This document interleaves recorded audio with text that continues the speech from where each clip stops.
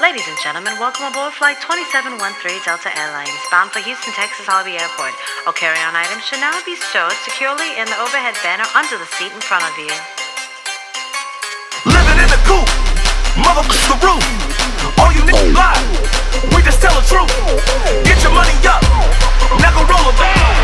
We just have fun, we don't give to.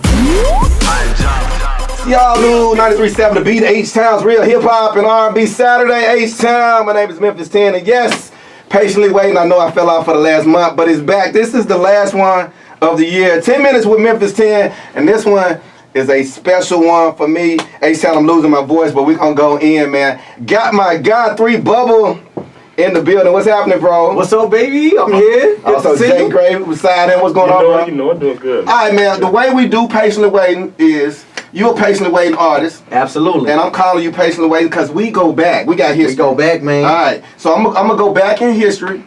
We'll bring it forward. We'll find out what you got going on, and then we'll talk about what you got in the future. That a deal? All right, then I'm going to get in your business. That's cool. Just a little bit. All right, so why I said this one was a special one to me, man, is I guess I was patiently waiting myself when I first met this guy 15 years ago, right around 9/11. Towers just fell down. World was kind of messed up. Tell everybody what we were working at. Man, I met this guy, Memphis 10. Yeah. We were working at a place called CarMax. in inventory. Let me tell you about this inventory job now. Our job was, you would come in, you would buy the shiny car, you would buy the car, we would clean it, we would fill it with gas, and we would bring you the keys, and they would drive off in the car. Alright? So for me, my patient waiting story when I met this guy is I used to always talk, I was at the end of my college career, I was like, man, I'm about to go do this radio thing. Yeah. This 15 years ago, and you know, God bless me, I am still here doing my radio thing, and I remember this guy was rapping. I think it was a whole rap crew in there. I ain't gonna name drop everybody, but it was a whole rap crew up in there, and it was the first time I actually met a rapper, a guy who could rap. So I used to say, boy, it looks like Luda, and sounds like Jay, and boy used to rap, man. So from the CarMax days, what made you say, man, you know what, I'm gonna do this rap thing? Well, from the CarMax days, man, that was our job. It take money to make money. Right. But for me, from deep down inside, man, it's always been fun to me. Okay. It ain't never, at that point, I'm not sure I was in a position where I felt like, hey, this is something I want to do professionally. Okay. But it was definitely something that I wanted to do all the time. Okay. From that, I think it's kind of like a snowball effect. It kind of just grew into my talent just got a little bit better, honed in on my skills. Okay. And man, I'm still here, baby. I'm still working. All right, Jay Gray, what's your story? Oh man, I've been singing probably for about a good 10 years now. I met up with 3 through another friend of ours, Jason Miller. Okay. And he asked me, did I do any music? I said, yeah, I sing. And we made a track together. Okay. It's pretty much been a rap from there, you know. Where'd y'all actually be, on the job or how it work? We met, so we had another guy that we knew. He brought him over to my crib because I was on my way to a show. And he wanted me to meet Jay Gray, said he could sing. And from that moment, he started supporting me. So if I have a show, I'll see him sitting out there in the audience just rocking with me. Yeah. Next thing you know, he know my songs. Now he on stage with me. He hype man. But see, what I didn't know is that the man can spit. So we'll get drunk and wasted in the studio. Okay. And usually he'll do the singing freestyle, and then that turned into a rap. And then everybody he kind of started eating everybody up. That's when I slid out the studio.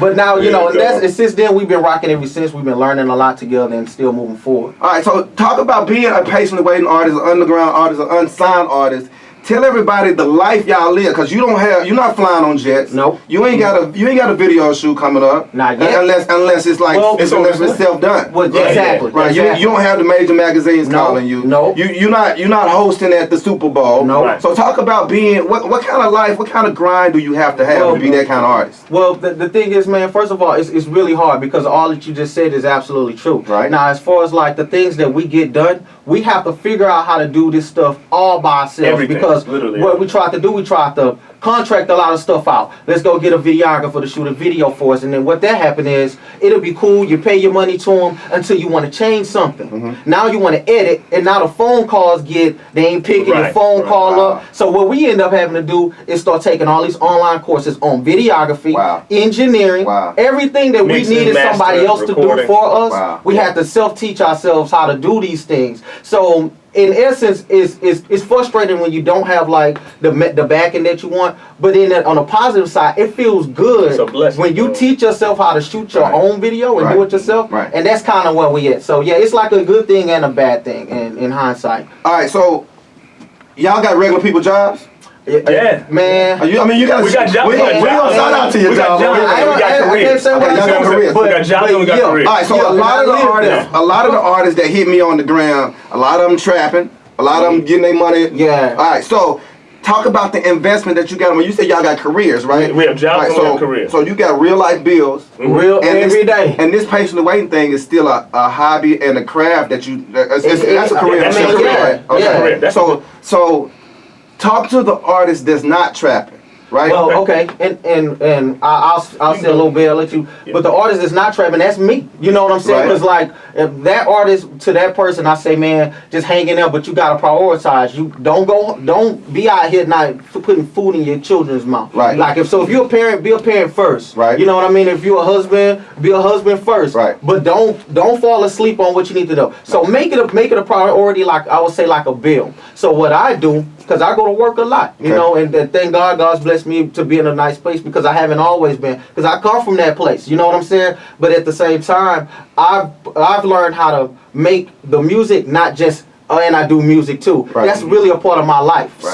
So when I got a bill due, his light bill, his mortgage, and then his studio equipment. Gotcha. I gotta get it, you know. So what I would say, don't quit your job. Yeah. Keep going to work, baby. All right, so you've been doing this. I've been knowing you 15. I don't know if you was already rapping back then. Yeah. All right, so talk about the first project you put together. First project I put together is called Streetwear. Okay. And the thing about it is crazy because if you guys go back, it's still online. You can get it. It's on Tidal, iTunes, all that. But if you go and look at that album and you see me on it, you see somebody I look like I'm at the bottom struggling because I'll be honest, in the music that I'm talking about, how when I put it together, it's kind of like a time capsule. So when you go look at Streetwear, you will see exactly what was going on in my life at Streetwear. I got a big white t-shirt on, I got braids in my hair, I'm sitting on a porch, on a stoop, and I am not looking happy. But that was the way you was living back then. I'm from Sunnyside, you know what I'm saying? But at the time I'm from Sunnyside, a lot of my family is from like the Northside City Gas area. So whenever you look at that album cover, I'm sitting on my grandma's porch, God bless her soul, she gone home. Right. On her porch, on the stoop, looking unhappy because I was. You know what I mean? Right. But things change, life is good. You here, I'm here, so I'm in a lot better place now. All right, so how many albums later till we got to this point where we are today? Okay, so from Streetwear, from Streetwear, I dropped 2 albums, and the one after that is called The Fresh Entrepreneur, and then I got some in store. I can't really give a lot of details on it right now, but it's special. These future projects. This the latest one, yes, and it's a lot. Me and him did it collectively, and then I got a project that I've just been doing with my buddy Robert Hodge. That's it's incredible. It's more of like a theme project based on like Juneteenth and Emancipation Proclamation. So that's gearing up to come out at the turn of the year, so it can be ready for around Juneteenth. All right. So, as a patiently waiting artist, who would you say, one, inspires you, and then 2, who do you sound like? Who do people say you sound like? Because I said a long time, I remember the braids. You look like Luda, you sound like Jay. That was me, but go ahead. Okay, so I'll answer this question. You can answer the question too. I'm gonna tell you who inspires me, man. But first of all, anybody in Houston that's doing music, everybody. I don't care if some people probably think I don't like someone. I like everybody that's making music because I know how hard it is. So, but to say who inspires me, I like Chameleon, man. Oh wow! Let me tell you why though. Because for one, I like his music. I like his personality. You know what I'm saying? The way he can, the way he's transitioned in and out of music, like in out. Because right now he's back doing new projects. Okay. I like the fact that his world is revolving around him. like artistically. Right. Today you might be doing something, tomorrow you might be doing something else, but it all kind of tie in together. Okay. So me personally, that's who I like. That's who I'm inspired by. Who I sound like. I think it depends on the beat. Oh, wow. I sound different.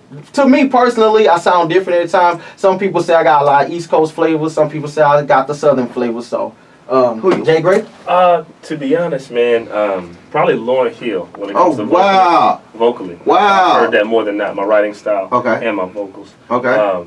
As far as rap, I just get on the mic and do what it is. That's that's just what that is. It depends on the beat. I haven't heard, any specifics on that. Okay, so y'all said y'all started vibing together. All right, so talk about how people say the industry is, especially down here in the South, for people not working together and collaborating together. What do y'all think about the state of hip hop and that right there? Well, you go ahead first. I don't think there's a lot of togetherness necessarily in Houston. Okay. Because there's such a elitist hierarchy sometimes. It's very political in the city. It's hard for you to come up, but at the same time, you can find certain people in your core, and you can create a certain vision. That's kind of what we've been doing with this Live from the Pentagon project. Okay. It's basically that type of collective of people who have an initiative, have the wherewithal, they're working hard, and they all want to go get it.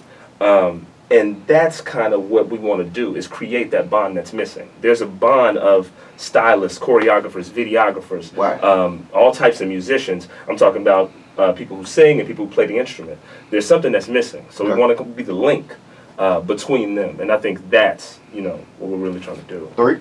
Yeah, to just segue off what he says, like, so what he said, like, what we doing, like, if we have this, it's this project called Live from the Pentagon, and what it is it started off as just us two kind of promoting our visuals, whether it's a music video or interview or whatever, and then a music. But now it's kind of evolved to like that bonding, like bridging the gap between artists. Okay. So we may take a whole weekend and just promote somebody else, and we haven't even made it to the majors yet. But even still, we might take a weekend and just put somebody else that have nothing to do, no feature with us, no collaboration with us, not pushing our music, just to build that relationship. Just so we can kind of change the way the dynamics of the city is kind of like every man for itself or every side for itself, for click, and break those clicks. Because I might can do something to help you, you might can do something to help me, but with so much division and separation, but what we doing now is trying to resolve that. You know what I mean? Right. So that's where we've been doing good. It's been successful. Yeah, so far. Successful. Live from the Pentagon. How'd you get his name?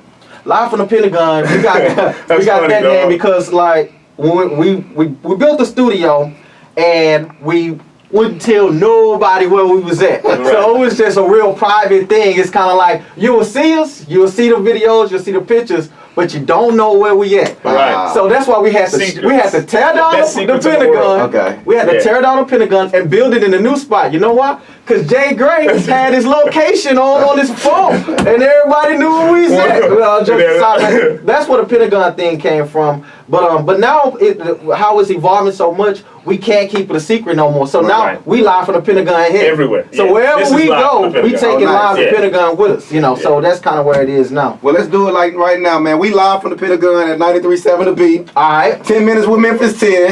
It's that time. Every artist come through here, and I want vocals from you. I want bars from you. 10 minutes with Memphis 10. Y'all ready? We ready. 3, 2, 1. Add 100 pounds of concrete. Mix it up with a whole lot of heart, lot of pride, homie. Then you got 3. Cool like a summer breeze. Run up in your breeze with the ease. Who wants some of these? Get a boy 100 feet. Walk around about the temperature that a sauna be. Don't eat, don't sleep, sorta like a honeybee. H-Town, you can play a beat if you wanna be. Mess around and get sent up to what a thunder be. My style like an old white man pushing a jag. I don't mess with you Negroes, cause Negroes will get you bagged. I learned that back in 93 in the gas. A teacher and a student. I'm prepared for the class.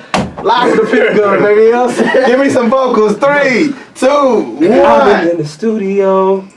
Got my daughter laying at my bed. She by my head. She wanna know if we can kick it. I would like to though, but for you, daddy, really gotta make it. So I gotta hit the studio. The studio. That's all I'm gonna do from that. Yeah. Live from the Pentagon. 10 minutes with Memphis 10. Patiently waiting artists of the week. My last ones of the year. Tell everybody how they can reach out on social media. Hold on. Ladies and gentlemen, this is what I'm supposed to cover. Flight 2713 Delta Airlines. Hold on, Bump the no, Houston, Texas you Holiday just Airport. made it. You could just do Carry-on your items should Instagram now be or. stowed securely in the overhead banner under the seat in front of you. Living in the coop, motherfuckers the roof. All you niggas lie, we just tell the truth. Get your money up, never roll a bag. We just have